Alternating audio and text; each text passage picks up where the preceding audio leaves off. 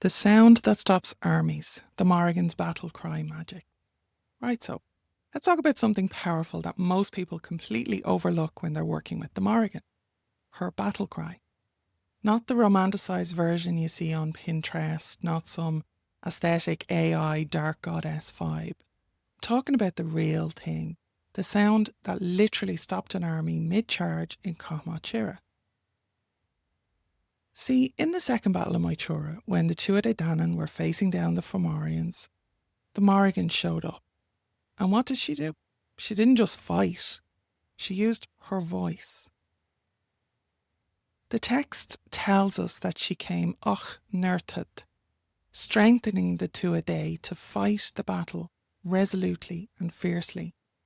And then she chanted. And in the Tombo Coolnia we can see the Bive and Nevin shrieking above the warriors. The result? 100 men fell dead, not from weapons, from terror, from the sheer power of that sound. Now, I know what you're thinking. That is mythology, Lora. What's that got to do with me? But here's the thing. This isn't just a story about gods and battles. These are teaching tales. This is about reclaiming your voice and your power with the kind of fierce energy that shifts reality when you stop swallowing your words and actually use your voice. How many of us have been taught to be quiet, to not make a fuss, to people please and to fawn and to keep your heads down? That's not the Morrigan's way, and it's certainly not authentic Irish practice. In the Irish tradition, sound is a tool of transformation. The poets, the Fili, they understood this. There were 3 skills that every poet needed. One of them was the ceathail do cheannamh, extemporaneous incantation, spontaneous magical speech, the words that channel power directly from the other world.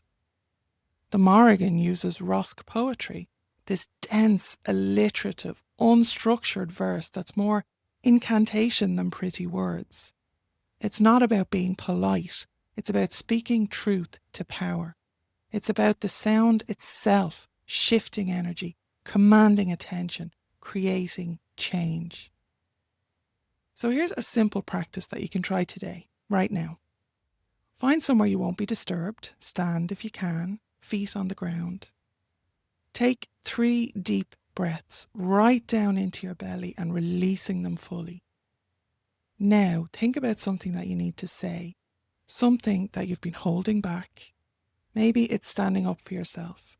Maybe it's a boundary that you need to set. Maybe it's just claiming space in a world that wants you small. And then just let the sound come. It doesn't have to be words. It can be a growl, a shout, a hum that builds. Let it vibrate in your chest, your throat, your bones. Let it be messy. Let it be fierce. Let it be yours. You're not trying to be the Morrigan. You're tapping into the same source that she does. Your own sovereignty. Your own voice. This is what the battle cry was about. It wasn't random noise. It was focused power. Sound as a weapon, yes, but also sound as a statement. I will not be silenced. I will claim my space. And when you do this, when you have that power behind it, things shift in you and around you.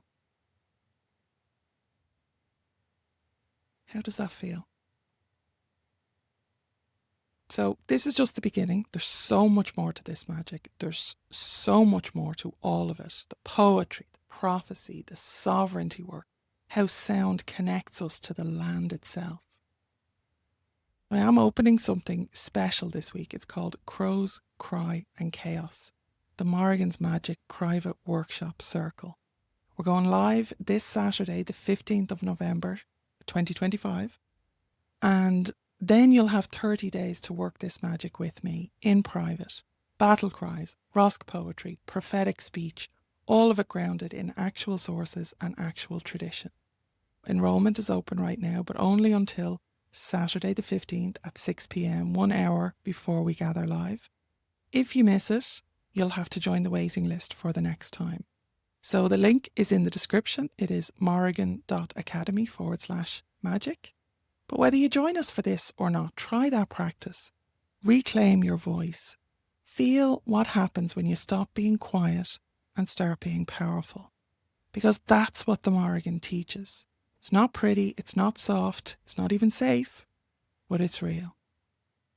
Slán I hope to see you in the circle, but if not, please, please, please use your voice.